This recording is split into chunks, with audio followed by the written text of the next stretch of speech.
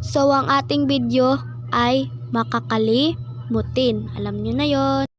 Uy, bumili ka nga doon ng isang asukal at isang asin at isang tuyo. Sige po. Akin na po yung pera nyo. Nakapunta na ako sa tindahan.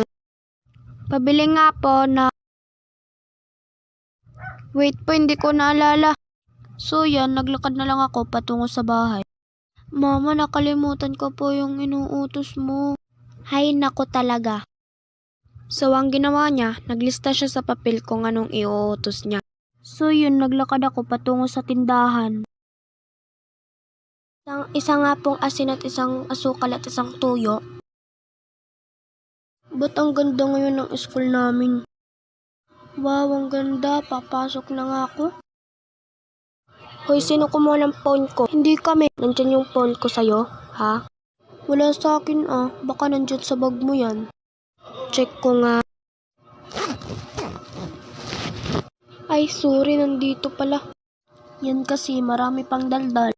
Hihi. So, dito lang muna guys. Subscribe. Bye.